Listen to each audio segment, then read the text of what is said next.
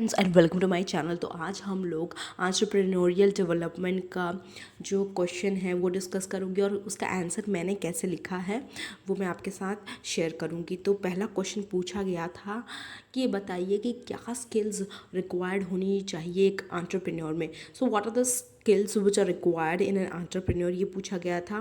Qualities and up skill पूछा गया था इस क्वेश्चन में। तो वो मैंने कैसे एक्सप्लेन किया है मैं आपके साथ बताती हूँ। तो देखिए यहाँ पे मैंने एक डायग्राम भी बनाया, क्योंकि डायग्राम क्या होता है, आप कोई भी अगर कॉपी चेक करेगा तो डायग्राम पहले ही देखता है, उसको डायग्राम से इजीली समझ में आ जाता है। वो पैराग्राफ किसी भी आपके जो एग्जामिनर है उनको पढ़ने की ज़रूरत नहीं पड़ती है। तो वो डायग्राम अट्रैक्टिव भी लगता है। तो आप अपने ज़रूर जब आंसर शीट लिखे तो उसमें डायग्राम का यूज़ करें, आपके मार्क्स ज़रूर इंक्रीज़ होंगे।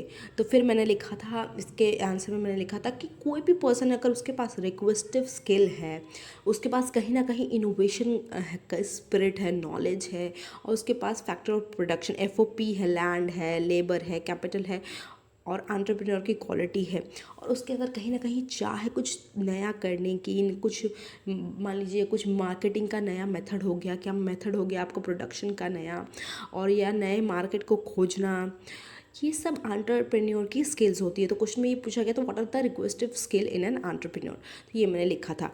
और also an entrepreneur not only identifies the activities but also exploit those opportunities।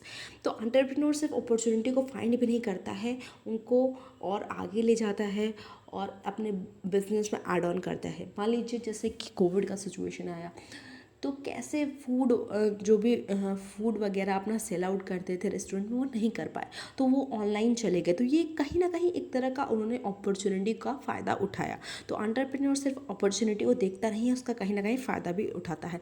तो मैंने देखिए यहाँ पे क्वालिटीज़ बताई कि वो कैलकुलेटेड रिस्क टेकर होता है, एंटरप्रेन्योर इनोवेटर होता है, और रिसोर्सेज को वो कहीं ना कहीं ऑर्गेनाइज करता है, विजनरी दूर की सोच रखता है, डिसीजन मेक करता है, प्रॉब्लम सॉल्वर होता है, उसका कहीं ना कुछ अचीवमेंट करना उसका मोटिव होता है। फिर मैंने इसको एक्सप्लेन किया है कि कैसे वो कैलकुलेटिव रिस्क टेकर है, क्योंकि वो कभी ना, जब उसको रिस्क लेना है तो कहीं ना कहीं वो कैलकुलेट करता है कि मुझे इस बिज़नेस में या जो मैं डिसीजन लेने जा रहा हूँ तो इसमें मुझे कितना रिस्क हो सकता है। फिर वो अपनी मैथमेटिक्स यूज़ कर सकता है कि चलो भाई मैं इतना रिस्क ले सकता हूँ, तभी वो पूरा अपना रिस्क लेने से पहले उसको कैलकुलेट करता है, अपनी कैपेबिलिटीज़ को वो जानता है कि उसकी कैपेसिटी कितनी है, कि इससे ज़्यादा मैं रिस्क नहीं ले सकता हूँ। कहीं ना कहीं एंटरप्रेन्योर आपका इनोवेटर भी है। जोसेफ कंपीटर बताते हैं कि इनोवेशन किस तरह से हो सकता है। अगर आपने कोई भी न्यू गुड्स को इंट्रोड्यूस करते हैं, देखिए पहले साबुन आता था, अब हैंड वॉश आने लग गए, तो ये नए प्रोडक्ट, नया गुड्स में कुछ आप किसी गुड्स में आपने चेंज किया है, कुछ नया बनाया, तो ये भी कहीं ना कहीं इनोवेशन का ही पार्ट है। तो एक एंटरप्रेन्योर कहीं ना कहीं इनोवेटर होता है, या कोई वो नया मेथड लाता है प्रोडक्शन का, और क्या वो न्यू फॉर्म ऑफ मार्केट, जैसे कि ऑनलाइन मार्केट पहले नहीं थी, मेटा मार्केट, मेगा मार्केट, और फिर है new supply of raw material का तरीका ढूंढता है, न्यू फॉर्म ऑफ ऑर्गेनाइजेशन ढूंढता है जहाँ पे फंक्शन और आपका प्रोडक्शन ऑर्गेनाइजेशन का मिक्सचर हो। कहीं ना कहीं उसको कुछ अचीव करना है, उसका जो मोटिव है क्या, अचीवमेंट मोटिवेटेड वो रहता है। आपको मैकलेलन ने भी बताया था कि 3 तरह की नीड्स होती है, need for achievement, need for power and need for affiliation. Entrepreneur के पास ऊपर की एक या एक से ज़्यादा या कॉम्बिनेशन भी हो सकती हैं उसकी नीड्स की। वो अचीवमेंट भी कुछ पाना चाहता है, वो पावरफुल भी बनना चाहता है, वो कहीं ना कहीं उसकी एफिलिएशन की भी नीड होती है। तो ये आप लोग देख सकते हैं, आंसर आप ऐसे लिख सकते हैं।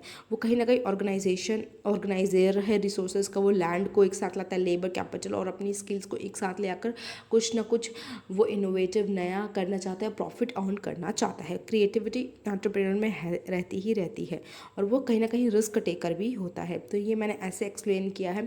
फिर यहाँ पे यूनिट 2 है, तो यूनिट 2 में पूछा गया था कि एंटरप्रेन्योर एक कैटलिस्ट है इकोनॉमिक डेवलपमेंट के लिए, फिर मैंने उसको एक्सप्लेन किया हुआ है। तो आप ऐसे अपनी आंसर शीट लिख सकते हैं जिससे आपको ज़्यादा मार्क्स मिले। तो ये इंपॉर्टेंट रहेगा MBA, BCom, BBA और MCom स्टूडेंट के लिए। अगर वो अपनी आंसर शीट या किसी क्वेश्चन का आंसर सही तरीके से चाहते हैं देना, तो वो इस तरीके से दे सकते हैं। आप अपनी राइटिंग और अच्छे तरीके से लिख सकते हैं। Hope you like the video.